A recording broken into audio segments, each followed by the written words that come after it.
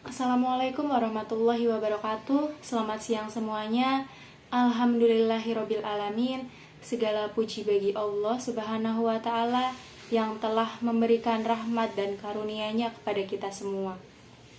Sehingga kita dapat berkumpul pada ruang diskusi virtual kali ini.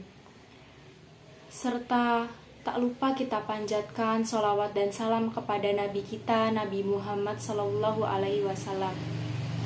Sebelumnya saya meminta izin untuk memperkenalkan diri.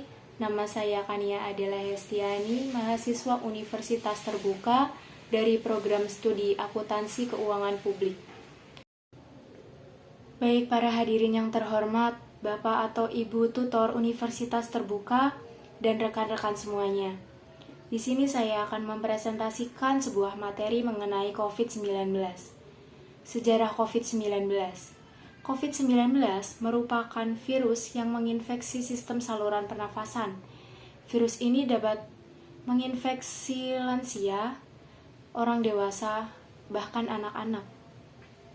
Virus ini berasal dari Wuhan yang mulai menyebar di seluruh dunia pada akhir Desember tahun 2019. Hal ini menyebabkan beberapa negara melakukan kebijakan lockdown. Dan di Indonesia sendiri, pemerintah melakukan kebijakan pemberlakuan pembatasan kegiatan masyarakat atau yang biasa kita sebut sebagai PPKM. Menurut data Gugus Percepatan Penanganan COVID-19, jumlah terkonfirmasi positif hingga 4 November tahun 2021 sebesar 4.246.802 jiwa dan meninggal sekitar 143.500 jiwa. Meskipun angka kematian tergolong tinggi, angka kesembuhan dari COVID juga terus bertambah.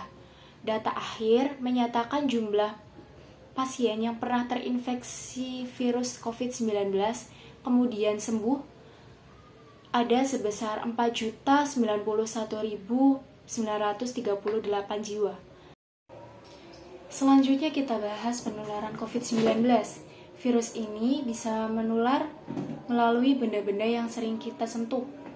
Seseorang dapat tertular virus COVID-19 melalui beberapa cara, yaitu tidak sengaja menghirup percikan ludah yang keluar saat penderita bersin atau batuk, memegang mulut dan hidung tanpa mencuci tangan terlebih dahulu setelah memegang benda sekitar, memegang permukaan orang yang terinfeksi virus COVID-19. Berdasarkan data yang dikeluarkan dari WHO, terdapat dua jenis penyebab COVID, yaitu variant of concern dan variant of interest. Variant of concern adalah varian yang dapat meningkatkan resiko penularan COVID. Varian ini terbagi menjadi 3 jenis, yaitu varian alpha, beta, dan delta. Sedangkan varian of interest adalah varian yang masih dicurigai berpotensi menjadi varian of concern yang terbagi menjadi 2 jenis, yaitu varian lambda dan varian MU. Selanjutnya kita bahas gejala dari COVID-19. Pada sebagian kasus virus COVID-19 hanya menginfeksi sistem saluran pernafasan ringan hingga sedang. Namun virus ini juga dapat menyebabkan infeksi berat seperti pneumonia, MERS, dan SARS. Secara umum, terdapat 3 jenis gejala yang dapat menandakan seseorang terkena virus COVID-19, yaitu demam dengan suhu lebih dari 38 derajat Celcius, batuk kering, dan sesak nafas. Gejala awal dari COVID-19 bisa menyerupai flu, seperti pilek, batuk kering, batuk berdahak, sakit kepala, sesak nafas, dan sakit tenggorokan. Penderita COVID-19 dengan gejala berat bisa berupa demam tinggi, batuk berdahak, bahkan sampai batuk berdarah, dan sesak nafas. Selanjutnya, ada diagnosis COVID-19. Kita dapat mengetahui apakah diri kita terinfeksi virus atau tidak dengan cara mendiagnosis. Biasanya, guna memastikan seseorang terkena virus COVID-19, dokter akan menanyakan apakah pasien telah berpergian ke suatu tempat dengan tingkat COVID-19 yang tinggi, dan apakah pasien telah melaksanakan kontak langsung dengan seseorang yang diduga terpapar virus COVID-19. Lalu dokter akan melakukan diagnosis dengan cara 1. Rapid test yang digunakan untuk mendeteksi antibodi.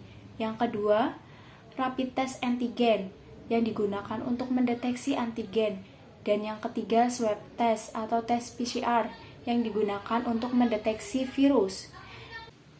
Berikut ini ada beberapa cara untuk mencegah penularan COVID-19 yang dapat kita lakukan, yaitu dengan cara menjaga jarak minimal 1 meter, menghindari kerumunan, mencuci tangan menggunakan sabun dengan air mengalir, hindari berpergian keluar kota, atau jika ada keperluan mendesak yang mengharuskan kita pergi, kita bisa selalu membawa hand sanitizer.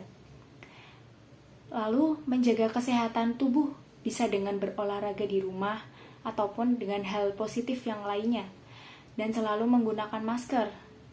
Apabila kita merasa terinfeksi virus COVID-19, kita bisa langsung menghubungi pihak penanggulangan COVID atau bisa dengan cara melakukan isolasi mandiri. Sekian presentasi dari saya. Mohon maaf apabila ada tutur kata yang kurang berkenan di hati pemirsa. Wabillahi taufiq wal hidayah. Wassalamualaikum warahmatullahi wabarakatuh.